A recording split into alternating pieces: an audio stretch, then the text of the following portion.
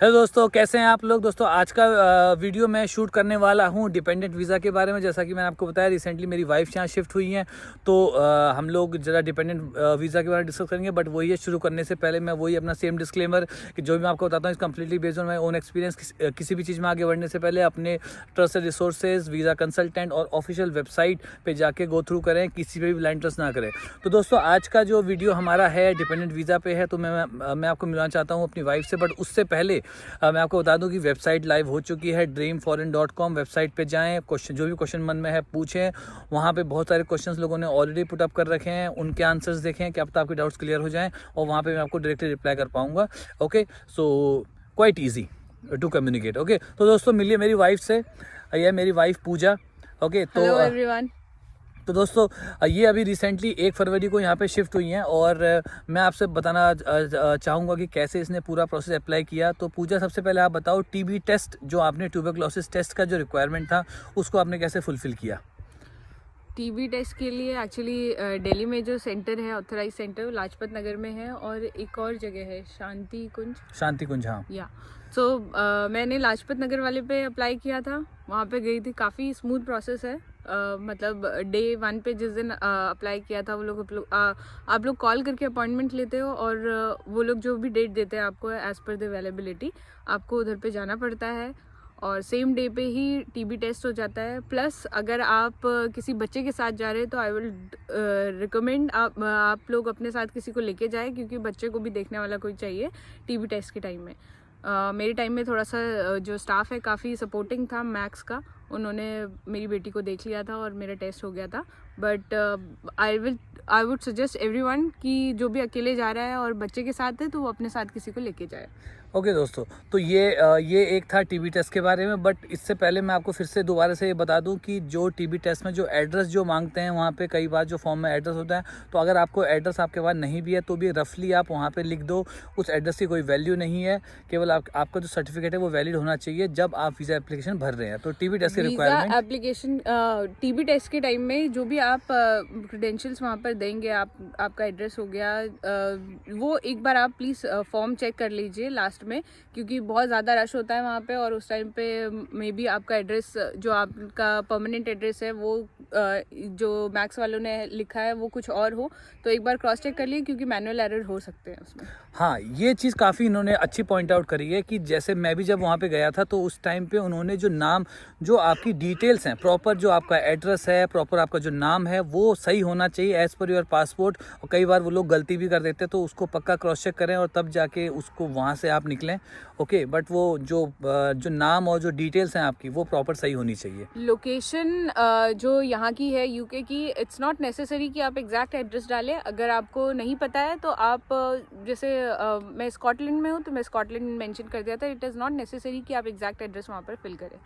उस एड्रेस का आपके वीज़ा एप्लीकेशन से कोई रिलेशन नहीं होता, ये मैं आपको बताना चाहूँगा। ओके, तो दोस्तों फिर नेक्स्ट टाइम फिर इन्होंने पूरा वीज़ा का जो फॉर्म है वो तो मैंने ही पूरा फिल किया था, दोनों का, डिपेंडेंस का, इस तरीके का, मेरी डॉटर का भी और इसका, दोनों का मैंने ही वो किया था।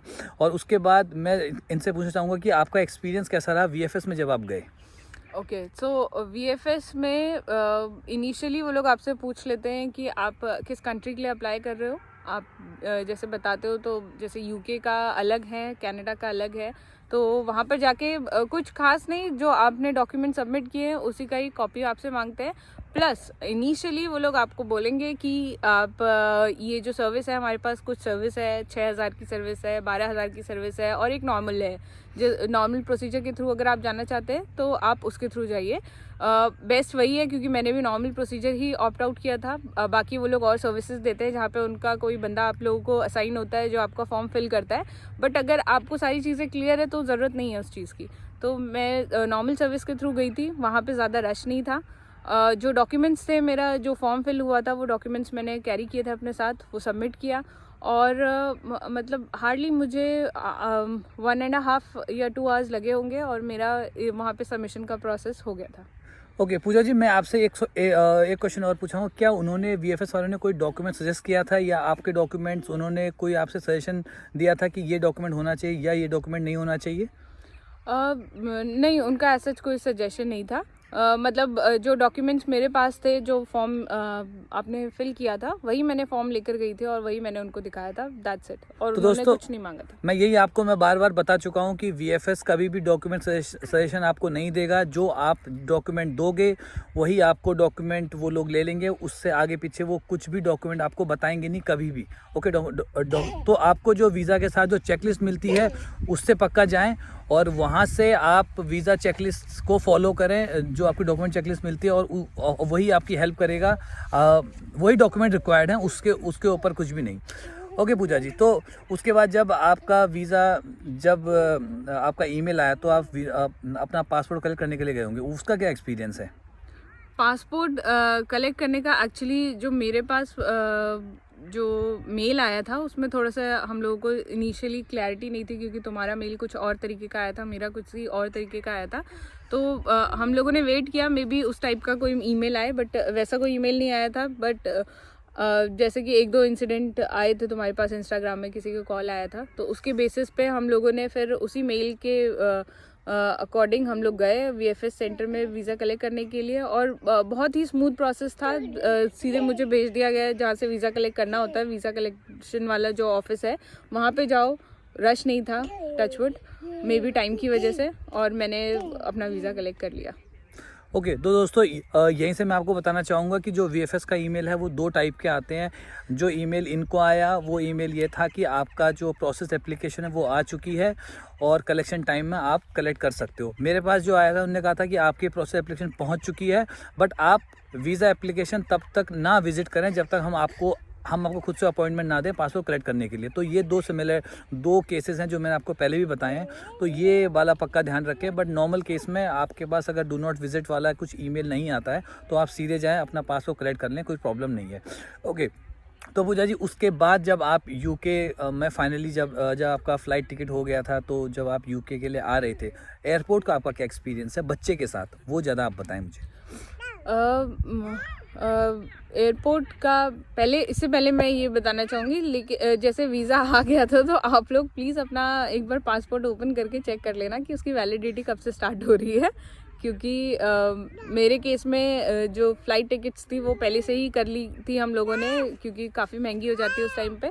और सबसे पहले मैंने वैलिडिटी देखी थी कि स्टार्ट कब से हो रही है, तो वो आप प्लीज़ चेक कर लेना जस्ट इन केस अगर आपने फ़्लाइट टिकट्स पहले से कराई है। Okay, so talking about airport experience, यहाँ पर मेरा जो था वर्जिन अटलांटिक के थ्रू टिकट्स बुक थी। तो एयरपोर्ट स्टाफ अगर मैं बोलूँ और प्लस ये वर्जिन अटलांटिक का स्टाफ बोलूँ तो काफ़ी हेल्पफुल है। मेरे साथ बच्चा था तो थोड़ा सा दिक्कत थी, बट ठीक है, उन लोगों ने लगेज वगैरह सब कुछ कलेक्ट कर लिया था। सब कुछ सबमिट होने के बाद इमिग्रेशन के लिए मैं गई थी। वहाँ पर हाँ थोड़ा रश रहता है, इंडियन एयरपोर्ट में तो था, फिर अब मुझे यहाँ पर रश नहीं मिला उतना, मे बी सीज़न की वजह से। तो इमिग्रेशन के टाइम में बच्चे के साथ अगर आप जाते हो, सीनियर सिटीज़न और बच्चों के लिए एक अलग लाइन होता है, एक अलग क्यू होता है, तो वहाँ पे थोड़ा रश कम है। फिर उसके बाद बच्चे के साथ आपको जो चेक इन करना होता है वो काफ़ी डिफ़िकल्ट होता है। जैकेट्स वगैरह अगर आपने पहनी है तो वो अपनी भी उतारो, बच्चे की भी उतारो, तो ये थोड़ा सा टाइम टेकिंग प्रोसीजर है। और अकेले हैंडल करना कि थोड़ा सा डिफिकल्ट रहता है अकेले हैंडल करना और अकेले हैंडल करना काफ़ी डिफ़िकल्ट रहता है अभी भी। हाँ फिर उसके बाद एक बार चेक इन हो जाता है तो नेक्स्ट चेक इन एक और वो लोग करते हैं। जैसे मुझे गेट नंबर 11 पे जाना था, काफ़ी दूर था वो। वहाँ पर जाने के बाद वेट करने के बाद एक चेक इन वो वर्जिन अटलांटिक वाले भी करते हैं, तो थोड़ा सा टाइम टेकिंग प्रोसीजर यहाँ पर थोड़ा सा लगता है बच्चे के साथ। और बाकी प्लेन की बात करूँ, हाँ अगर आप बच्चे के साथ जा रहे हैं तो एक बार आप चेक इन के टाइम में वर्जिन अटलांटिक वाला या किसी के भी थ्रू जिससे भी आपने टिकट कराया तो एक बार पूछ लीजिए कि उनके पास कोई अवेलेबिलिटी है सीट की या नहीं है, क्योंकि इनके पास प्रोविज़न होता है। और जिस दिन हम लोग आ रहे थे उस दिन एक्चुअली उस फ्लाइट में 7 इन्फेंट्स थे तो उनके पास नहीं था, उन्होंने चेक किया। बट अगर जस्ट इन केस अगर आप अकेले आ रहे हो तो एक बार आप पूछ लें या आप एक सीट एक्स्ट्रा बुक कराएं।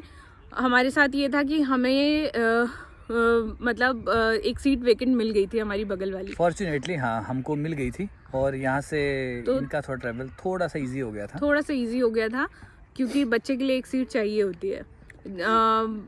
प्लस बाकी फ़्लाइट एक्सपीरियंस अच्छा था, काफ़ी बढ़िया था, सर्विसेज अच्छी है उन लोगों की। बाकी लंदन हीथ्रो में पहुंचने के बाद आपको वैसे अगर मैं बोलूँ तो किसी की गाइडेंस की ज़रूरत नहीं है, सब कुछ बोर्ड वगैरह लगा होता है। मेरा भी फर्स्ट टाइम था और उसी बोर्ड के अकॉर्डिंग, डायरेक्शन के अकॉर्डिंग मैं गई और मतलब हीथ्रो से मुझे एडिनब्रा आना था, तो एडिनब्रा के लिए फिर मैं दूसरे हमें एयरपोर्ट में मतलब दूसरे टर्मिनल में जाना पड़ता है, तो वहाँ से हम लोगों ने एडिनब्रा के लिए मतलब फ्लाइट ली। ओके, तो पूजा जी मुझे एक बार और बताइए, काफ़ी जो मेरे फॉलोअर्स हैं, जो कमेंट्स मेरे पास, काफ़ी लोग ज़्यादा नर्वस होते हैं इमिग्रेशन क्वेश्चंस पे, तो आप बताएंगे दोनों साइड का इमिग्रेशन का आपका क्या एक्सपीरियंस रहा, क्या क्वेश्चंस पूछे गए? इमिग्रेशन का अगर मैं इंडिया की बात करूँ तो उन्होंने मुझसे पूछा कि फ़र्स्ट टाइम है, आपके हस्बैंड क्या करते हैं, that's it. And same questions यहाँ पे भी पूछे मुझसे हीथ्रो में कि हस्बैंड का प्रोफेशन क्या है and you are married and बस दैट्स इट, ज़्यादा कोई क्वेश्चंस क्या कोई उन्होंने फिजिकल डॉक्यूमेंट आपसे मांगा कि दिखाओ कहाँ वो जॉब करते हैं या कहाँ अपना मैरिज सर्टिफिकेट दिखाओ या कहाँ रहते हो, क्या कोई फिजिकल प्रूफ मांगा या जस्ट पूछा? कुछ नहीं पूछा, सिर्फ पूछा, कोई डॉक्यूमेंट्स एज सच नहीं देखा। पीएलएफ फॉर्म भी मैं अगर बोलूँ तो मुझसे पीएलएफ फॉर्म भी स्टार्टिंग में वो भी वर्जिन अटलांटिक वालों ने मांगा था पीएलएफ फॉर्म, उसके बाद पीएलएफ फॉर्म भी किसी ने नहीं मांगा। ओके, तो दोस्तों यही मैं आपको हर बार बताता हूँ कि इमिग्रेशन कुछ भी नहीं है, केवल बेसिक क्वेश्चंस हैं। कई लोग घबराते हैं, कई यूट्यूब में लोग वीडियोस डाल देते हैं इन चीज़ों के, तो इमिग्रेशन इज़ नथिंग, केवल वो बेसिक क्वेश्चंस कुछ पूछेंगे तो कॉन्फिडेंटली जवाब दें और कुछ भी वहाँ पे नहीं चाहिए। पूजा जी ये आप मुझे बताएंगे कि एक आपके पास इंसिडेंट हुआ था कि कोविन ऐप में आपका पासपोर्ट अपडेट नहीं था, वो Yes. क्या इंसिडेंट था? दिल्ली एयरपोर्ट में एक्चुअली क्या है कि हम लोगों ने जिस समय ये वैक्सीनेशन लिया था तो उस समय रजिस्ट्रेशन कराया था, बहुत से लोगों ने पासपोर्ट रजिस्टर करके रजिस्ट्रेशन कराया था, मैंने आधार कार्ड के थ्रू रजिस्ट्रेशन कराया था। तो इसमें मैं जो भी लोग ट्रैवल कर रहे हैं उनसे ये कहूँगी कि वो कोविन ऐप में जाके इंटरनेशनल ऑप्ट करके पासपोर्ट अपना नंबर वहाँ पे फिल कर दें, ताकि क्योंकि उस टाइम पे वो लोग आपका सर्टिफिकेट देख रहे हैं कोविन का, और आप पासपोर्ट अभी अपडेट कर देंगे, पासपोर्ट नंबर वो वैसे इंस्टेंट भी हो जाता है, बट आप अगर ट्रैवल कर रहे हैं तो आप पहले से ही ये आप अपडेट करके चले, क्योंकि वो लोग सर्टिफिकेट मांग रहे हैं जिसमें पासपोर्ट नंबर मेंशन होना चाहिए। ओके, तो दोस्तों ये पक्का आप ध्यान रखें, जब भी आप एयरपोर्ट पे ट्रैवल कर रहे हैं तो आपके पास 2-3 डॉक्यूमेंट, आपका टिकट, आपका जो कोविड का जो सर्टिफिकेट है वो होना चाहिए, और कुछ बेसिक अगर आप हार्ड कॉपी रख पाएँ तो रखें, नहीं तो इतना कोई रिक्वायरमेंट होता भी नहीं है। पूजा जी कैसा लग रहा है आपको स्कॉटलैंड? स्कॉटलैंड बहुत अच्छा है।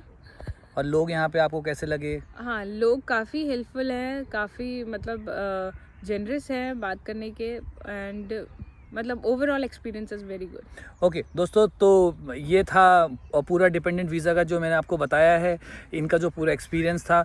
ओके, तो और भी कुछ होता है तो पक्का मुझे कमेंट बॉक्स में लिखिए, जो वेबसाइट है उसमें डालिए, नहीं तो इंस्टाग्राम में कुछ पूछना है तो वो भी पक्का मुझे बताएं। और डॉक्यूमेंट्स कुछ खास लगते नहीं हैं, आपको पता है, अगर आपको मेंटेनेंस फंड दिखाना है तो 285 for your partner and 315 for your children, जो as per UK website which is subject to change, तो वो आप देख सकते हैं। अदरवाइज एज सच कुछ खास रिक्वायरमेंट नहीं होता है। जो डिपेंडेंट का, जो स्किल्ड वर्कर डिपेंडेंट का है, उनका काफ़ी इजी होता है, क्योंकि ऑलरेडी आपका जो स्किल्ड वर्कर, जो मेन एप्लीकेंट है, वो पहले से यूके में रह रहा है, तो आपको इस वजह से कोई प्रॉब्लम नहीं हो सकती है। ओके, तो इसलिए घबराएं नहीं, अपने डिपेंडेंट्स को या तो साथ बुलाएं, बहुत अच्छा इन्जॉयमेंट रहता है अगर साथ आ जाते हैं, अगर नहीं भी आते हैं तो थोड़ा बाद में बुलाएं। डॉक्यूमेंट वही है, आपको मैरिज सर्टिफिकेट चाहिए, और जो आपका जो टीबी टेस्ट है और आपका जो COS की डिटेल्स है वो भी उनको चाहिए, तो ये सब चीज़ें चाहिए होती हैं। Otherwise it's very easy and smooth process. तो दोस्तों ये था मेरा आज का वीडियो डिपेंडेंट वीज़ा पे, और ताकि ये एक लाइव एक्सपीरियंस है इसलिए मैंने अपनी वाइफ को इंक्लूड किया, नॉर्मली मैं करता नहीं हूँ।